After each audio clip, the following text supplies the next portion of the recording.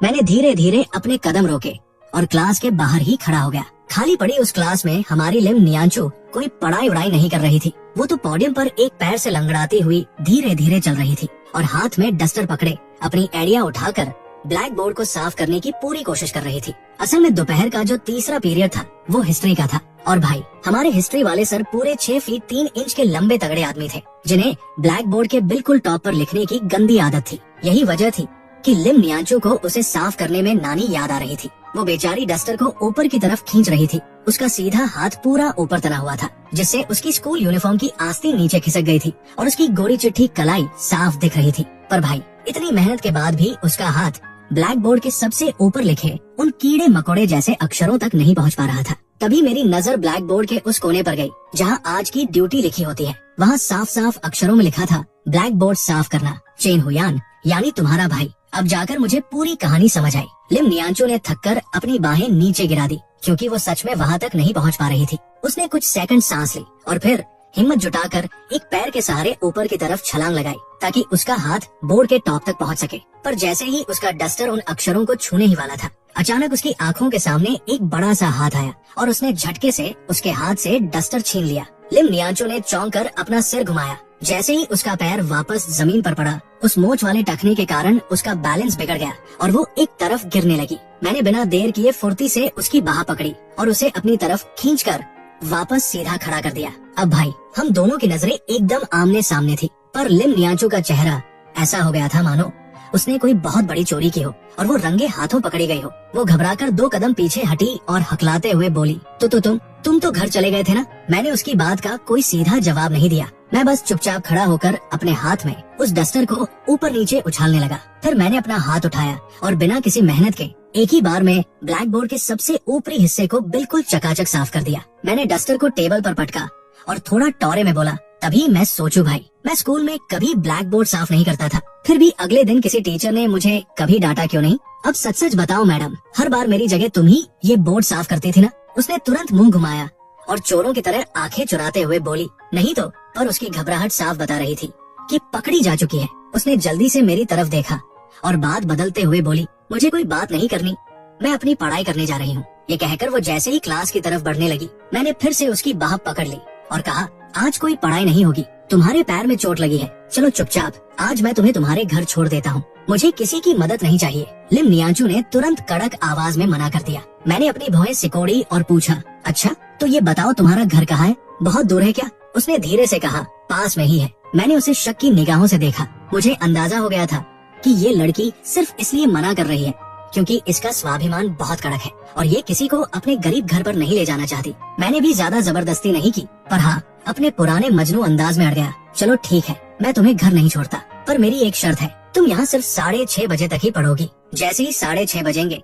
तुम्हें घर जाना होगा और तब तक मैं यही बैठकर तुम पर नजर रखूंगा। लिम नियांचू ने मुड़कर मुझे देखा। उसने गुस्से और बेबसी में अपने दांतों से अपने गुलाबी होंठ को दबाया और उसकी आंखों में अजीब से भाव थे। वो बोली, ठीक है तो फिर मैं अभी नहीं पढ़ रही, मैं अभी घर जा रही हूँ। मैंने हंसते हुए ताली बजाई। हाँ ये हुई ना समझदारों वाली बात। जब वो अपना बैग समेटने लगी तो मैं क्लास के दरवाजे की तरफ बढ़ गया। तभी टेबल के पास से फिर कुछ आवाज आई। मैंने मुड़कर देखा तो वो लड़की बड़े ध्यान से टेबल पर गिरी हुई चौक की धूल को साफ कर रही थी। मैंने मन ही मन कहा, लो कर लो बात। ये लड़की मुंह पर तो मना कर रही थी कि मेरी ड्यूटी नहीं कर रही, पर काम तो पूरा चमका कर ही मान रही है। जब उसने टेबल बिल्कुल साफ कर दी तब जाकर उसने अपना बैग टांगा और सिर झुकाए बिना मेरी तरफ देखे बड़ी असहजता से मेरे बगल से तेजी से निकल गई। मैं भी मुस्कुराता हुआ उसके पीछे पीछे चल पड़ा। भाई साहब उस पल मुझे समझ आया कि नखरेबाज आइसक्रीम का असली मतलब क्या होता है। हम दोनों अपनी साइकिल स्टैंड की तरफ आए और फिर स्कूल के गेट पर पहुँचे। अब यहाँ से हमारे रास्ते अलग होने वाले थे। मैंने अपनी साइकिल के पीछे वाले करियर पर हाथ थपथपाया और कहा, अरे सुन, बैठ जाना पीछे, मैं छोड़ देता हूँ, कोई आफत नहीं आ जाएगी। लिम नियांचू ने अपनी शर्ट के कोने को उंगलियों में मरोड़ा और बड़ी दुविधा में मेरी तरफ देखते हुए दबी आवाज में बोली, नहीं, अगर मेरे पापा ने मुझे किसी अनजान लड़के के साथ देख लिया तो बहुत गड़बड़ हो जाएगी। मैंने पूछा, क्यों, क्या करेंगे तुम्हारे पापा? उसने अपना सिर और नीचे झुका लिया और फुसफुसाकर बोली, वो सीधा लाठी लेकर मारने दौड़ेंगे। मैंने अपनी आंखें फाड़ ली। अरे बाप रे, तुम्हारे पापा तो बड़े डेंजरस खिलाड़ी है भाई। लिम नियांचू के चेहरे पर एक पल के लिए थोड़ी शर्मिंदगी आई। उसने चुपचाप अपना सिर हिलाया और फिर मुड़कर मेरे से उल्टी दिशा में पैदल ही चल पड़ी। मैंने पीछे से आवाज लगाई, ओह हेलो मैडम, कोई तमीज वमीज है कि नहीं? स्कूल से घर जाते टाइम कम से कम बाय तो बोल दिया करो। मेरी बात सुनकर उस शांत और गंभीर रहने वाली लड़की के चेहरे पर एक ऐसी खूबसूरत मुस्कान आई जो मैंने पहले कभी नहीं देखी थी। उसने धीरे से मुड़कर कहा बाय बाय। मैंने भी चौड़ी मुस्कान के साथ उसे हाथ हिलाया। उस टाइम मेरे चेहरे पर किसी आशिक वाले नहीं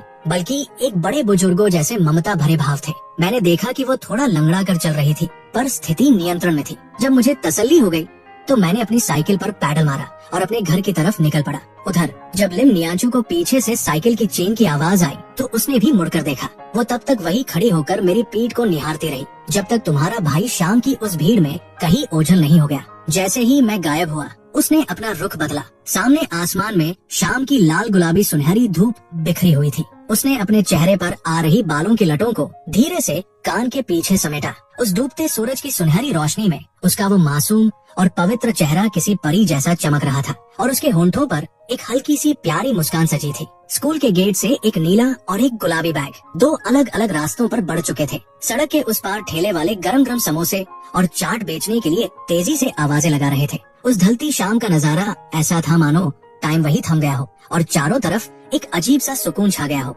घर पहुंचते ही तुम्हारे इस भाई के अंदर का बैक बेंचर जाग गया। मैंने आते ही लिविंग रूम में एक स्टूल पर पैर रखा, अपना हाथ सीधे आसमान की तरफ उठाया और अपने पापा चेंतियान और मम्मी सु शियाओया के सामने खड़े होकर दहाड़ लगाई। अब से मैं दिन रात एक कर दूंगा, पूरी जान लगा दूंगा। इस बार मैं देश के सबसे बड़े कॉलेज में एडमिशन लेकर आऊंगा। मैं चेन हुयान इस बार अपने शहर का टॉपर बनकर दिखाऊंगा। मेरी इस दहाड़ को सुनकर मेरी प्यारी मम्मी तो बड़ी मासूमियत से तालियां बजाने लगी, पर उधर डाइनिंग टेबल पर बैठे हमारे पापा ने एक जोरदार ठहाका मारा और मुंह से तरबूज के बीज फर्श पर थूकते हुए बोले वाह रे मेरे शेर। मुझे अचानक लगा कि मेरे पापा अपनी जवानी के दिनों में बिल्कुल उस मशहूर कॉमेडियन कॉमेडी किंग जैसे दिखते थे, खासकर जिस अंदाज में उन्होंने अभी मेरा मजाक उड़ाया था। पापा ने मम्मी की तरफ देखा और तंज कसते हुए बोले अरे सुनती हो भाग्यवान, जो लड़का पूरी क्लास में नीचे से फर्स्ट आता है उसे देखो कैसे मुंगेरी लाल के हसीन सपने आ रहे हैं। अगर इसके ये सपने सच हो गए तो वो दिन दूर नहीं जब मैं भी दुनिया का सबसे अमीर आदमी बन जाऊंगा और बिल गेट्स मेरे यहाँ नौकरी करेगा। मम्मी को गुस्सा आ गया। उन्होंने पापा के कंधे पर एक जोरदार थप्पड़ मारा, पर पापा को कोई फर्क नहीं पड़ा। वो आराम से बैठकर बीज छीलते रहे। मैंने थोड़ा सा अपना कॉलर ऊपर किया और बोला पापा जरा अपनी जानकारी दुरुस्त कीजिए। पिछले सेमेस्टर के एग्जाम में मैं नीचे से फर्स्ट नहीं बल्कि नीचे से सेकंड आया था। इसे तरक्की कहते हैं। ये सुनते ही पापा के हाथ से वो बीज नीचे गिर गए। उन्होंने बड़े झटके से मेरी तरफ देखा और हैरान होकर बोले क्या सच में मेरा बेटा आगे बढ़ गया?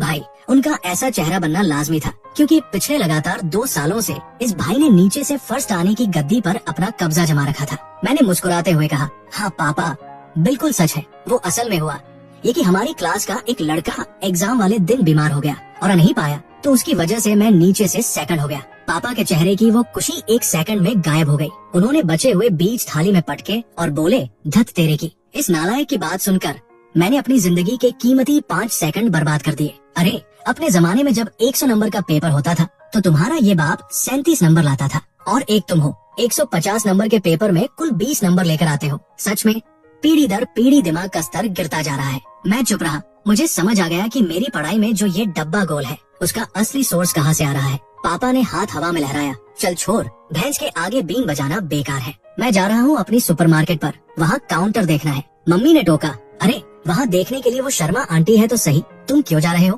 पापा ने कहा अरे उनके घर में पोता हुआ है तो वो नौकरी छोड़कर अपने गांव चली गई। अब दुकान पर कोई आदमी नहीं है, काम ठप पड़ा है। ये सुनते ही मेरे दिमाग की बत्ती जली। मुझे तुरंत लिम नियांचू का वो 5 रुपए 20 पैसे वाला बैलेंस याद आ गया। मैंने मौके पर चौका मारते हुए कहा पापा मेरे पास एक बहुत ही बढ़िया बंदा है जो शर्मा आंटी की जगह काम कर सकता है। पापा ने पूछा कौन है?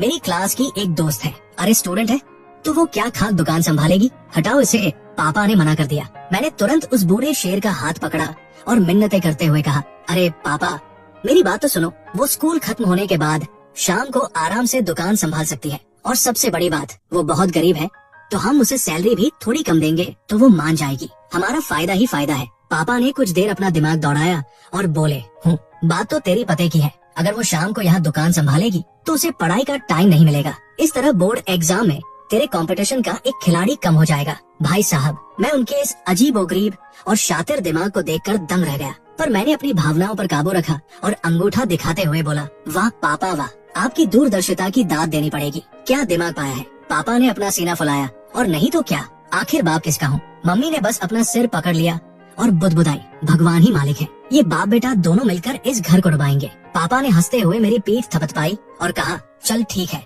कल उसे दुकान पर इंटरव्यू के लिए ले आना। पापा के जाने के बाद मैंने पूरे हॉल में नजर घुमाई और मम्मी से पूछा, मम्मी ये अपनी पिंकी छोटी बहन कहाँ गायब है, दिख नहीं रही। मम्मी ने गुस्से से अपनी बेटी के कमरे के दरवाजे की तरफ देखा और धीरे से बोली, अरे तेरे आने से ठीक पहले मैंने और तेरे पापा ने उसकी अच्छे से क्लास ली है। मैंने उत्सुकता से पूछा, क्यों, ऐसा क्या कर दिया उसने? मम्मी ने अपनी आवाज और धीमी की और फुसफुसाकर बोली, अरे क्या बताओ, तेरी बहन आजकल कुछ ज्यादा ही हाथ से निकल गई है। पता चला है कि 65 नंबर स्कूल के गेट पर जो एक पागल घूमता रहता है, ये उसके कुछ ज्यादा ही करीब आ गई है। स्कूल के टीचरों ने ये बात मम्मी पापा को बताई थी, तो दोनों टेंशन में आ गए कि कहीं कोई मेरी मासूम बच्ची को परेशान न कर दे। तभी अचानक क्या हुआ कि पिंकी चेन यीडोंग के कमरे का दरवाजा झटके से खुला और वो छोटी सी नौटंकी अंदर से चिल्लाती हुई बाहर निकली। वो डंगरी वाले अंकल कोई बुरे इंसान नहीं है। वो दरवाजे पर खड़ी अपनी प्यारी सी गुलाबी मिकी माउस वाली नाइट ड्रेस में, दोनों गाल फुलाए, एकदम गुस्से में लाल दिख रही थी। अपनी बात बोलकर उसने तुरंत धड़ाम से दरवाजा बंद कर लिया। मम्मी ने जब मुझे पूरी बात दोबारा समझाई, तब जाकर मेरे दिमाग की बत्ती जली। असल में हमारे शहर के 65 नंबर स्कूल के गेट पर हमेशा एक अधेड़ उम्र का ढीला ढाला मंद बुद्धि सा आदमी मंडराता रहता था। सब बच्चे उसे पागल पागल कहकर चिढ़ाते थे, पर जब पिंकी ने उसे डंगरी वाले अंकल कहा तो मेरी बरसों पुरानी यादें ताजा हो गई। भाई, मेरा मिडिल स्कूल भी वही 65 नंबर स्कूल था और वो अंकल मेरे जमाने से वही घूम रहे थे। वैसे वो अंकल भले ही दिमाग से थोड़े कमजोर थे, पर शक्ल सूरत से काफी हैंडसम थे, एकदम साफ सुथरे रहते थे और उन्हें नीले रंग की डंगरी जीन्स वाला बाबा सूट पहनने का बड़ा शौक था। दिखने में वो बड़े मासूम और प्यारे लगते थे, पर हमारे स्कूल के जो आवारा और बदमाश लड़के होते थे ना भाई, उन्हें तो बस मजाक सूझता था। वो सब उन अंकल को बहुत तंग करते थे। कोई पीछे से पत्थर मार देता, कोई पीठ पर धप्पा मारकर हंसता हुआ भाग जाता, तो कोई 4-5 लड़कों की टोली बनाकर उनके सामने चिढ़ाने वाली तुकबंदी गाने लगता। जब ही ऐसा होता, वो डंगरी वाले अंकल बिल्कुल बेबस होकर रोने जैसे हो जाते थे। मुझसे ये सब देखा नहीं जाता था, तो मैं कई बार आगे बढ़कर उन लड़कों को हड़का देता था। पर मुझे याद आया, मेरे ही स्कूल की एक लड़की थी जो इस सब पर मुझसे भी ज्यादा खौल जाती थी। एक बार तो उसने हाथ में झाड़ू उठाई और उन चिढ़ाने वाले लड़कों के पीछे शेरनी की तरह दौड़ पड़ी और उन्हें दौड़ा दौड़ा कर भगाया। उस पल वो झाड़ू वाली लड़की मुझे किसी हॉलीवुड फिल्म की सुपर हीरो जैसी लगी थी, जो दुनिया में शांति बनाए रखने आई हो। मुझे उसका नाम तो नहीं पता था, बस इतना याद था कि वो काफी दुबली पतली थी। उसके बाल बहुत लंबे और बिखरे हुए थे और उसका चेहरा हमेशा बालों से ढका रहता था। शायद वो लड़की उन अंकल का बहुत ख्याल रखती थी, इसीलिए वो अंकल भी उसे देखते ही ऐसे खुश हो जाते थे जैसे कोई बाप अपनी बेटी को देखकर खुशी से नाचने लगता है। पिंकी के कमरे के दरवाजे को देखते हुए मैं एकदम गहरे सोच में डूब गया। मिडिल स्कूल में जो लड़की उन अंकल की ढाल बनकर खड़ी रहती थी, हिसाब लगाया जाए तो वो भी अब तक मेरी तरह हाई स्कूल में आ चुकी होगी। यानी अब उन अंकल को बचाने वाला वहाँ कोई नहीं था और अब मेरी इस छोटी बहन पिंकी ने अनजाने में ही सही उस लड़की की जगह ले ली थी और उसके इंसाफ के परचम को आगे बढ़ा रही थी। ये सोचते ही मैंने मम्मी की तरफ देखा और कहा, मम्मी मुझे लगता है कि पिंकी को डांटने से पहले आपको पूरी बात समझनी चाहिए थी। वो कोई गलत काम नहीं कर रही। मेरी बात सुनकर मम्मी के चेहरे पर एक तसल्ली वाली मुस्कान आ गई। मैं उठा और सीधे पिंकी के कमरे की तरफ बढ़ गया। भाई साहब, इस 14 साल की लड़की का कमरा क्या था, मानो गुलाबी रंग का समंदर था। गुलाबी बेड, गुलाबी टेबल कुर्सी, गुलाबी मिकी माउस और टेडी बियर। इसे देखकर मुझे यकीन हो गया कि ये सच में मम्मी पापा की सगी औलाद है और मैं तो बस किसी रेलवे स्टेशन के कूड़ेदान से उठाया गया हूँ। पर इसी बीच मुझे याद आया कि हमारी लिम नियांचो को भी गुलाबी रंग कितना पसंद था ना। उसका बैग भी तो गुलाबी ही था। यहाँ क्यों आए हो?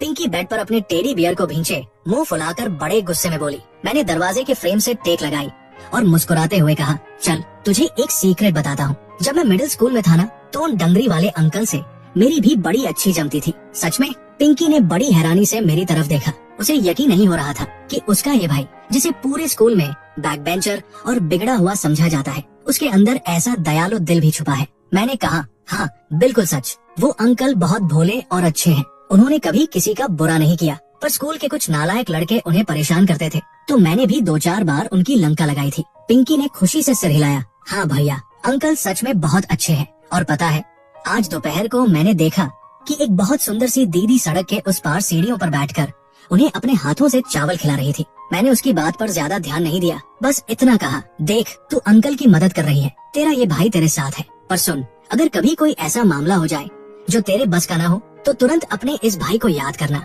मैं एक पैर पर वहाँ पहुँचूंगा, समझी? पिंकी ने हंसते हुए अपने गोरे गोरे पैर हवा में हिलाए और सिर हिलाया उस पल उसे लगा कि उसका ये भाई उतना भी बुरा नहीं है जितना वो समझती थी। पिंकी के कमरे से निकलकर मैं सीधे अपने कमरे में आया। बेड के नीचे हाथ डालकर मैंने धूल से सना हुआ एक बड़ा सा कार्टन निकाला। इसमें मेरी 11वीं और 12वीं क्लास की सारी पुरानी किताबें भरी पड़ी थी। शुक्र है भगवान का कि मैंने इन्हें रद्दी वाले को नहीं बेचा था, वरना पिछले जन्म में तो मैं ऐसी हरकतें हंसते हंसते कर देता था। मैंने सारी किताबों को झाड़ पोंछ कर साफ किया और टेबल पर जमा दिया। भाई साहब, सच बताओ तो 11वीं 12वीं की पढ़ाई के मामले में मेरा बेस बिल्कुल अंडा था, क्योंकि मैंने क्लास में कभी एक अक्षर नहीं सुना था। मुझे बस अपने स्कूल के टीचरों का वो जुमला याद आ रहा था जो वो अक्सर मेरे रिपोर्ट कार्ड पर लिखते थे, लड़का दिमाग का बहुत तेज है, बस इसका मन पढ़ाई में नहीं लगता। मैंने मन ही मन कहा, चलो भाई, इस बार ये चेन हुयान अपना पूरा दिमाग इसी पढ़ाई में झोंक देगा, फिर देखता हूँ कि तुम्हारी वो तारीफ सच्ची थी या तुम बस मेरा पोपट बना रहे थे। पर भाई, किताबों को खोलते ही ऐसी भयंकर नींद आने लगी कि क्या बताऊं। आधे घंटे के अंदर ही मेरी हालत खराब हो गई। तभी छोटी निक्कर पहने अपनी गोरी गोरी टांगे मटकाती हुई पिंकी हाथ में फ्रूट चाट लेकर मेरे कमरे की तरफ आई। पर जैसे ही उसने दरवाजा खोला, उसकी वो मीठी आवाज एक भयंकर चीख में बदल गई। भैया, कमरे का नजारा ही ऐसा था भाई। मैं टेबल कुर्सी पर बैठा था, सामने किताबें खुली थी और छत के हुक से एक रस्सी नीचे लटकी थी जो सीधे मेरी गर्दन में बंधी थी। मैं अपनी आंखें ऊपर चढ़ाए मुंह से घुंघू की आवाज निकाल रहा था और उल्टी करने जैसा मुंह बनाकर किस्मत से जंग लड़ रहा था। इसे कहते हैं नींद भगाने के लिए सिर को रस्सी से बांधकर पढ़ने का देसी जुगाड़। अगली सुबह हो गई। हमारा लूडो सिटी हाई स्कूल इस पूरे शहर का दूसरा सबसे बेस्ट स्कूल माना जाता था। नंबर 1 पर तो लूडो फर्स्ट हाई स्कूल था, जहाँ बच्चों को खुला छोड़ दिया जाता था और वहाँ का रिजल्ट ऐसा था कि 90% बच्चे सीधे सरकारी कॉलेज में जाते थे। पर हमारा स्कूल जेल खाने जैसा था, कड़े नियम, भारी पाबंदियाँ और यहाँ का रिजल्ट बस 50% के आसपास ही रहता था। सुबह के ठीक 7 बज रहे थे। आमतौर पर तुम्हारा ये भाई तब स्कूल पहुंचता था जब सुबह की प्रेयर और राष्ट्रगान खत्म हो जाता था। पर आज मैं सुबह सुबह अपनी साइकिल घसीटता हुआ गेट पर खड़ा था। मेरी आंखों के नीचे बड़े बड़े डार्क सर्कल्स बन चुके थे और गर्दन पर रात वाली रस्सी का लाल निशान साफ चमक रहा था। जैसे ही मैं गेट के अंदर घुसने लगा, मैंने देखा कि हमारी पुरानी आशिक शैन शिव को गेट पर पीटी सर ने रोक रखा है। सर चिल्ला रहे थे, एक तो तुम सुबह सुबह बिना स्कूल यूनिफॉर्म के आ रही हो, ऊपर से तुम्हारी ये स्कर्ट इतनी छोटी क्यों है? कौन सी क्लास की हो तुम? शैन शिव चोरों की तरह सिर झुकाए खड़ी थी। आज उसने सफेद रंग का टॉप और नीले रंग की प्लीटेड स्कर्ट पहन रखी थी और उसकी वो गोरी गोरी लंबी टांगे दूर से ही चमक रही थी। पर तुम्हारा भाई तो अब सुधर चुका था। मैंने उसकी तरफ देखा तक नहीं और अपनी साइकिल आगे बढ़ा दी। तभी शैन शिव ने अचानक सिर उठाया और जैसे ही उसने मेरी पीठ देखी, वो अपनी आंखें मलने लगी। उसे यकीन नहीं हो रहा था। अरे बाप रे, आज सूरज पूरब की जगह पश्चिम से निकला है क्या? ये चैन हुयान सुबह 7 बजे स्कूल कैसे आ गया? क्लास की घंटी बजी और पहला पीरियड बायोलॉजी का शुरू हुआ।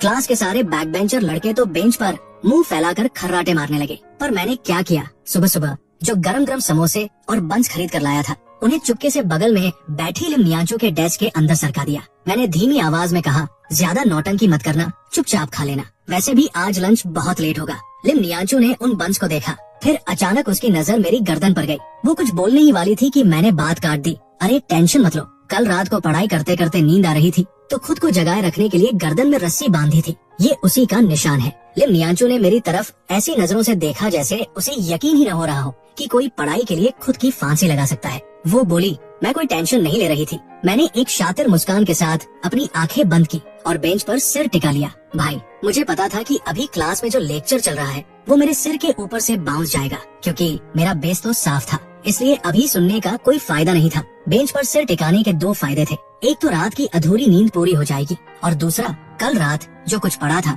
वो दिमाग में सेट हो जाएगा। लिम नियांचो ने उन गर्मागर्म बंस को छुआ। उसने अपने होठों को सिकोड़ा। जब उसे लगा कि तुम्हारा भाई गहरी नींद में सो चुका है तो उसने चुपके से थैली में से 2 बंस निकाले और अपने खुद के टिफिन बॉक्स में छिपा कर रख लिए। पर भाई, तुम्हारा भाई तो बस आंखें बंद किए नाटक कर रहा था। मुझे सब दिख रहा था पर मैंने कोई सीन क्रिएट नहीं किया। लगभग 10-15 मिनट बाद जब मैंने अपना सिर उठाया तो लिम नियांचो मानो पहले से ही इसकी प्रैक्टिस करके बैठी थी। वो तुरंत मेरी तरफ मुड़ी और एक मुलजिम की तरह हाथ जोड़कर बड़ी संजीदगी से बोली, मैं खुद कबूल करती हूँ, मैंने अभी तुम्हारे 2 बंस चुरा कर खा लिए हैं।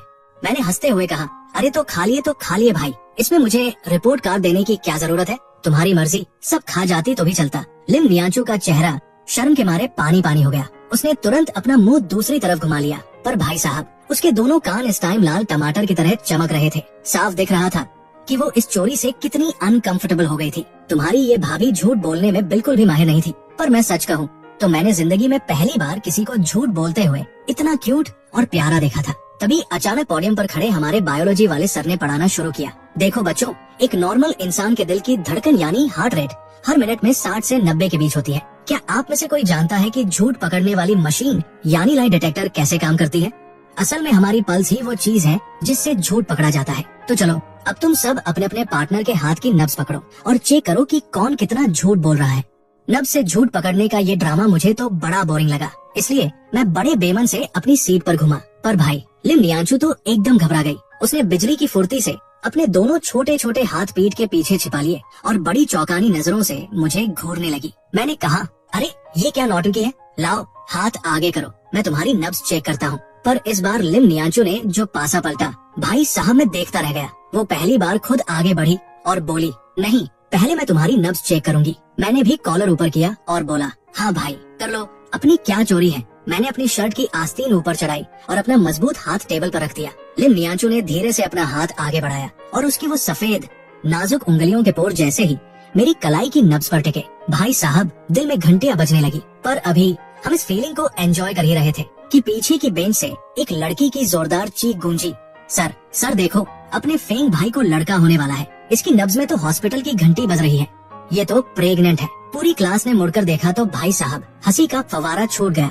बोलने वाली लड़की थी हमारे फेंग भाई की पार्टनर चेन फई, जो दिन रात कोरियन ड्रामा और हीरोज के चक्कर में पागल रहती थी। उसने फेंग भाई की कलाई ऐसे पकड़ रखी थी जैसे कोई बड़ा डॉक्टर हो, और उधर हमारे फेंग भाई दुनिया से बेखबर मुंह से लार टपकाते हुए घोड़े बेचकर सो रहे थे। उन्हें घंटा नहीं पता था कि वो क्लास में माँ बनने वाले हैं। तभी क्लास का वो चिरकुट हकीमिंग मजे लेते हुए चिल्लाया, ओहो बधाई हो सर, पर ये बताओ बच्चा किसका है? अपनी इस फी प्रिंसेस का ही है ना? चेन फई ने गुस्से में अपनी भौहें सिकोड़ी और बोली, साले मुंह बंद रख अपना, वरना यही पटक के मारूंगी। बायोलॉजी वाले सर ने भी अपना सिर पकड़ लिया और बोले, अरे भाई बस करो, ये क्या तमाशा लगा रखा है? मैंने तुम्हें झूठ पकड़ने के लिए कहा है, यहाँ डिलीवरी करवाने के लिए नहीं बैठाया। शांत हो जाओ सब। पूरी क्लास में हंसी का माहौल था। तभी सर ने मुस्कुराते हुए कहा, चलते चलते एक काम करो, सब अपने पार्टनर से कोई एक ऐसा सवाल पूछो जिससे उसका झूठ पकड़ा जा सके। देखो कि जवाब देते टाइम उसकी नब्ज तेज भागती है या नहीं। मैं तो बिल्कुल बिंदास था। मैंने लिम नियांचू से कहा, हाँ भाई मैडम पूछो जो पूछना है।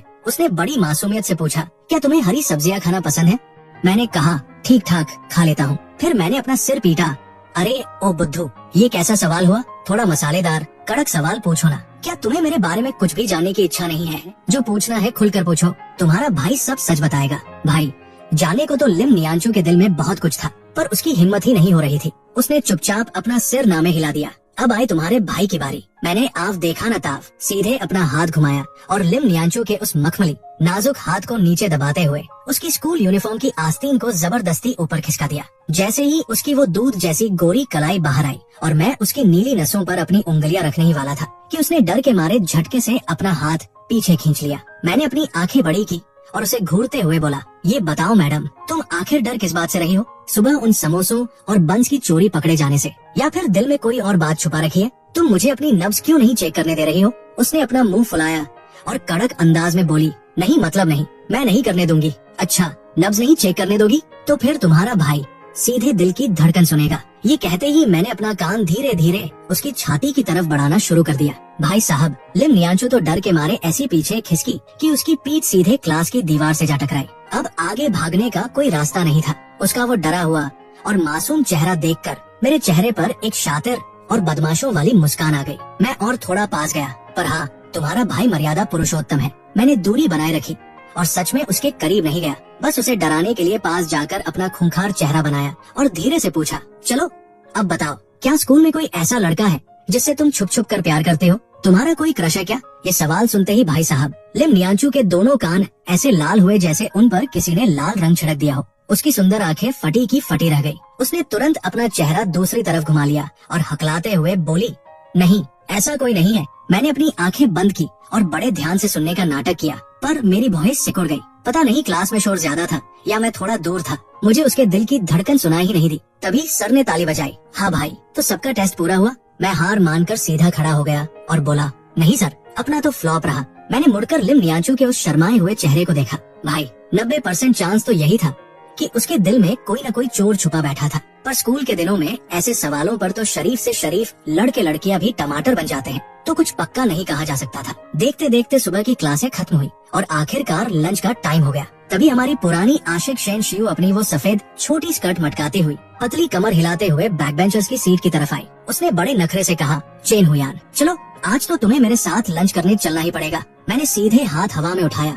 बिल्कुल नहीं, मुझे पढ़ाई करनी है और इस बार मैं कोई मजाक नहीं कर रहा था भाई, सच में पढ़ने का मूड था। मैंने 11वीं क्लास की किताब निकाली और टेबल पर फैला दी। शेन शियू को इतनी मिर्ची लगी कि उसने जमीन पर अपना पैर पटका और चिढ़कर बोली, अरे ये क्या नया नाटक लगा रखा है? तुम्हारी जैसी गोबर जैसी मार्कशीट है, उसमें अब क्या खाक पढ़ाई करोगे? तुम जानबूझकर मुझसे बदला लेने के लिए ये सब कर रहे हो ना? शेन शियू की ये बकवास सुनकर बगल में बैठी लिम नियांचू ने अपनी किताबों से सिर उठाया और शेन शियू को ऐसी बर्फीली और खूंखार नजरों से देखा कि मानो अभी चबा जाएगी। उसके बाद वो चुपचाप अपनी पढ़ाई में लग गई। मैंने सीधे टेबल पर हाथ पटका और क्लास के गेट की तरफ उंगली दिखाते हुए कहा, देख, अगर अपनी इज्जत प्यारी है तो खुद यहाँ से चली जा, मुझे हाथ उठाने पर मजबूर मत कर। शेन शियू का मुंह उतर गया, वो रोने जैसी हो गई और उसकी सहेलियां उसका हाथ पकड़कर उसे वहाँ से ले गई। अब पूरी क्लास खाली हो चुकी थी, सिर्फ मैं और लिम नियांचू बचे थे। कुछ देर बाद लिम नियांचू ने चुपके से मुड़कर देखा तो पाया कि तुम्हारा भाई सच में पागलों की तरह पढ़ाई में जुटा हुआ था।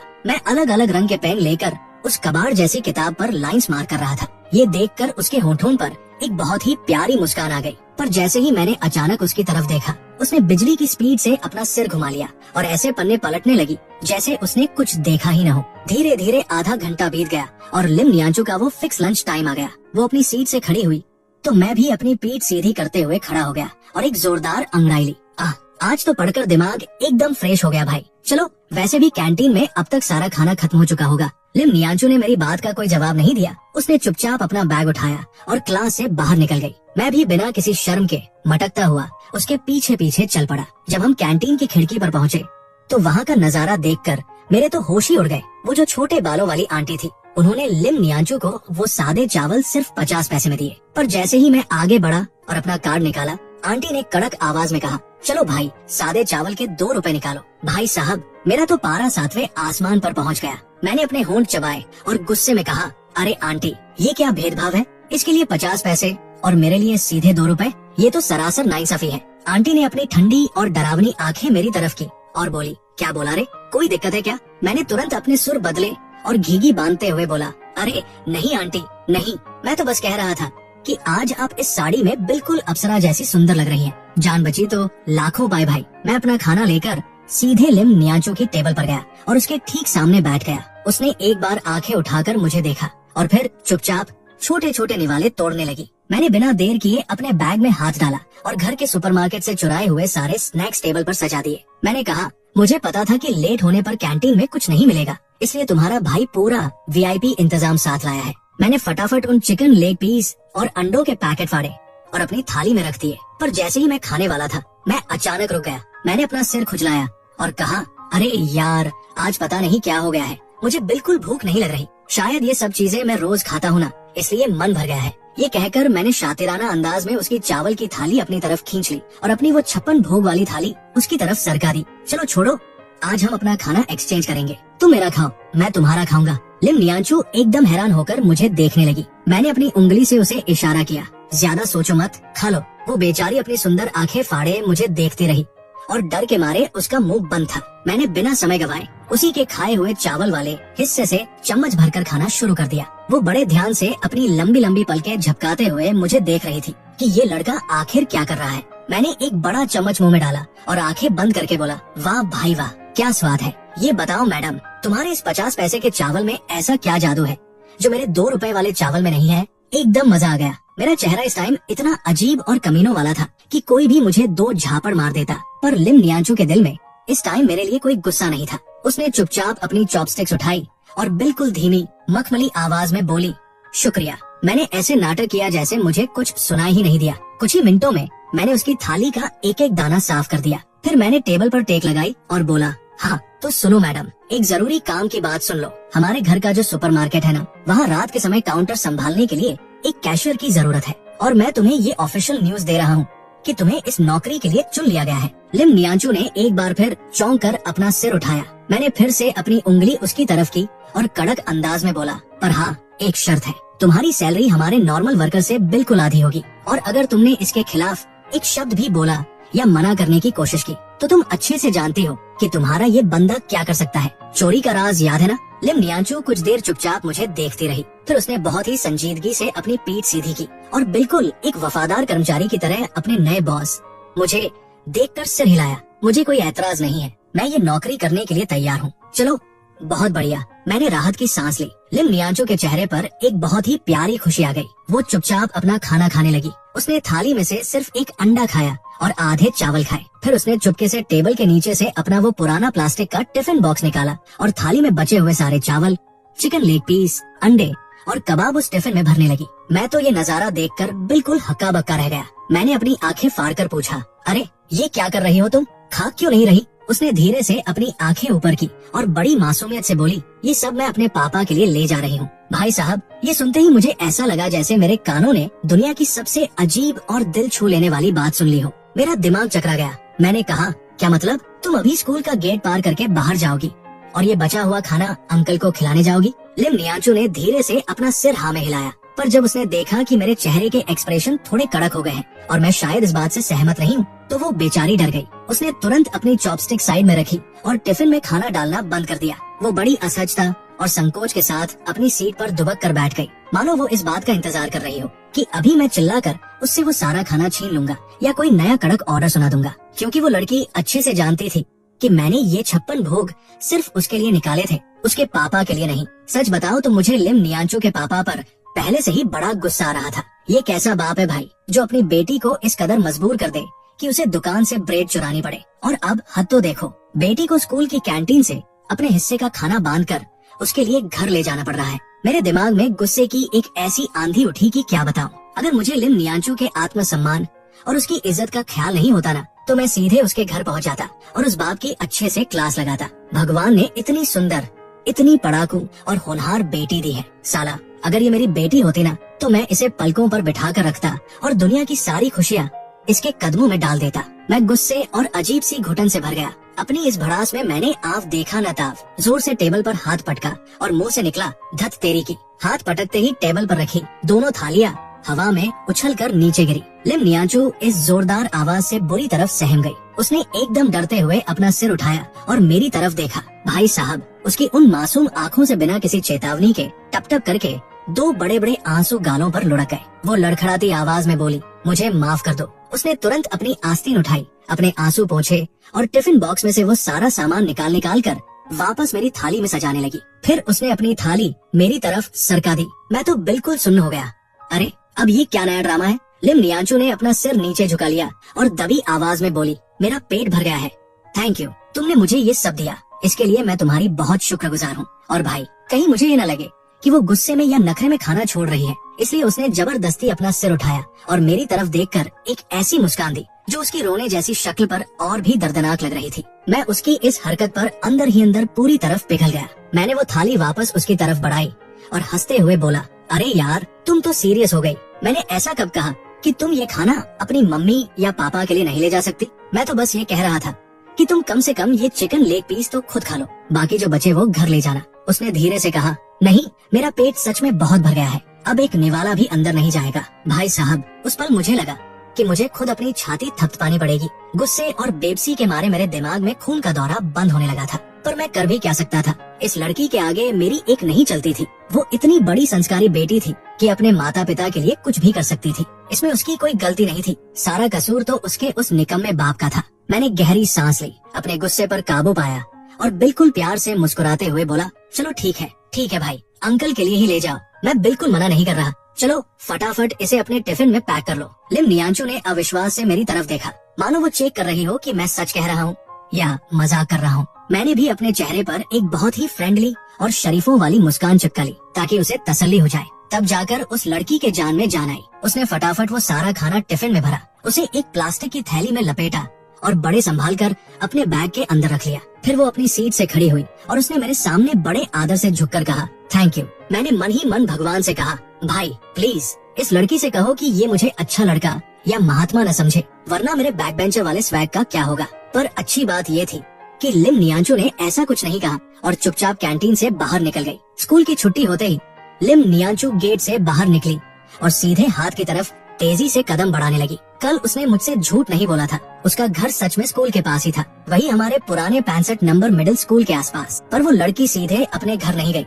बल्कि उस 65 नंबर स्कूल के गेट के पास पहुंच गई। सड़क पार करते ही उसे दूर से ही नीले रंग की डंगरी पहने वो अधेड़ उम्र के अंकल दिखाई दे गए। वो सड़क किनारे हरी घास की पट्टी पर बिल्कुल सीधे रीढ़ की हड्डी तान कर बैठे थे, मानो क्लास में बैठा कोई छोटा बच्चा अपने टीचर की बात सुन रहा हो। उनकी आंखें टकटकी लगाए स्कूल के गेट पर टिकी थी, जैसे वो बड़ी बेसब्री से किसी के स्कूल से बाहर आने का इंतजार कर रहे हो। उन अंकल को देखते ही लिम नियांचू के उस शांत और गंभीर चेहरे पर एक बेहद खूबसूरत मुस्कान खिल उठी। वो अपना बैग संभाले तेजी से दौड़कर उनके पास गई। जब उसने देखा कि अंकल का ध्यान कहीं और है, तो वो बिल्कुल बचपन वाले शरारती अंदाज में दबे पाव आगे बढ़ी और पीछे से धप्पा करते हुए उनके कंधे पर हाथ मार दिया। उन अंकल ने झटके से पीछे मुड़कर देखा। अपनी उस हैंडसम शक्ल के साथ उन्होंने दाएं बाएं आस्तीन घुमाई, पर जब कोई नहीं दिखा तो वो वापस मुंह लटकाकर बैठने लगे। तभी लिम नियांचू एक खिलते हुए गुलाब की तरह उनके ठीक सामने आई और हंसते हुए चहकी, नीनी। उन अंकल ने जैसे ही अपनी बेटी को देखा, उनके चेहरे पर दुनिया की सारी खुशियाँ आ गई। वो भी बच्चों की तरह ताली बजाते हुए चिल्लाए, नीनी। पर अगले ही पल मानो उनसे कोई बहुत बड़ी भूल हो गई हो, वो हड़बड़ाकर खड़े हो गए, अपना सिर खुजलाने लगे और बार बार हाथ जोड़कर माफी मांगने लगे।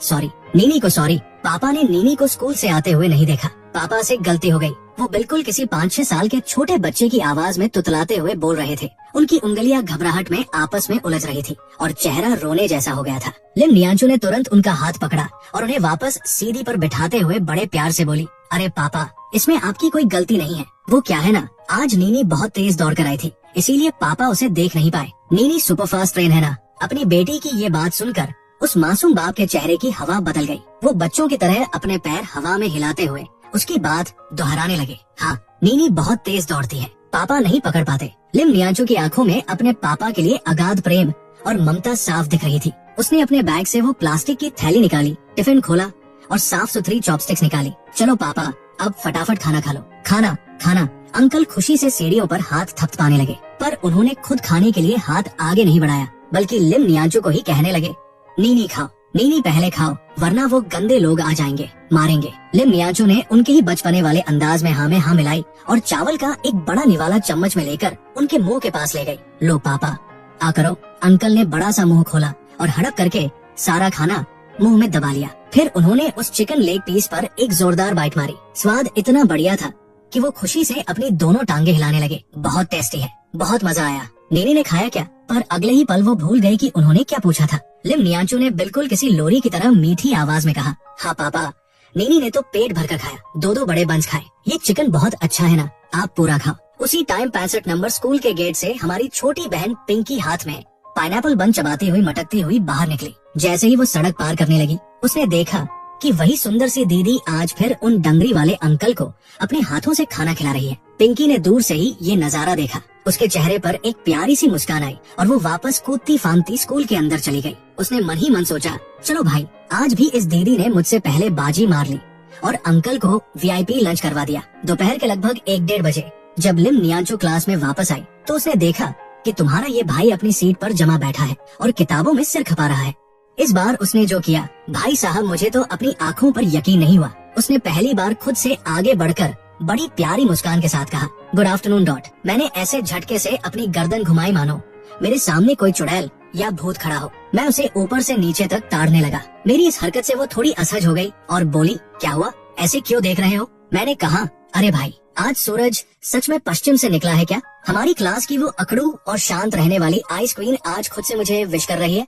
लिम नियांचू ने कोई जवाब नहीं दिया। वो शर्मा कर अपना बैग रखने लगी और किताबें निकालने लगी। मैंने चलते चलते ऐसे ही पूछ लिया, वैसे अंकल ने खाना अच्छे से खाया, उन्हें पसंद आया? ये सुनते ही लिम नियांचू के चेहरे पर एक असीम सुकून और असीम खुशी की लहर दौड़ गई। वो धीरे से बोली, हाँ, वो बहुत खुश थे। मैंने उसके होठों पर सजी उस हल्की सी मुस्कान को देखा और कहा, अच्छा, तो यही वजह है कि मैडम आज दोपहर से ही 7वें आसमान पर उड़ रही है और इतनी खुश है। लिम नियांचू ने चौंक कर मेरी तरफ देखा और बड़ी मासूमियत से अपना सिर हाँ में हिला दिया। मैं बस मुस्कुरा कर रह गया। मुझे समझ नहीं आ रहा था कि क्या कहूँ, पर हाँ, ये लड़की अपने पिता से जितना प्यार करती थी, उसके आगे किसी भी बात की कोई औकात नहीं थी। आप ऐसी संस्कारी बच्ची पर कभी उंगली नहीं उठा सकते। फिर मैंने उसे याद दिलाया, देखो, आज जैसे ही शाम की एक्स्ट्रा क्लास खत्म होगी, तुम्हें मेरे साथ सीधे हमारे सुपरमार्केट चलना है। मेरे पापा वही तुम्हारा इंतजाम देखने के लिए बैठे हैं, यानी तुम्हारा इंटरव्यू लेंगे। लिम नियांचू का चेहरा एकदम से सिटपिटा गया। वो डर के मारे मेरी तरफ देखने लगी। मैंने अपनी भौहें उचकाई और कहा, अरे बाबा इतना टेंशन मत लो। मेरे पापा का दिमाग भले ही थोड़ा ढीला है, थोड़े सटके हुए हैं, पर दिल के बहुत साफ है। वो तुम्हें फालतू में परेशान नहीं करेंगे। तब जाकर उसने राहत की सांस ली। आखिर जिंदगी का पहला जॉब इंटरव्यू था। बेचारी को समझ नहीं आ रहा था कि क्या तैयारी करे। पर फिर उसने बड़े धीरे से मुझसे पूछा, तुम अपने पापा के बारे में ऐसा क्यों बोल रहे हो? दिमाग ढीला है मतलब? अरे और नहीं तो क्या, उनका दिमाग सच में एक नंबर का ढीला है। और सच कहूँ तो मैं सिर्फ अपने पापा को नहीं, तुम्हारे पापा को भी यही कहूँगा। उनका दिमाग तो सीधे 10 गुना ढीला है। भाई साहब, अभी मेरे मुंह से ये शब्द निकले ही थे कि धड़ाम से एक छोटा सा मजबूत मुक्का सीधे मेरी छाती पर आकर लगा।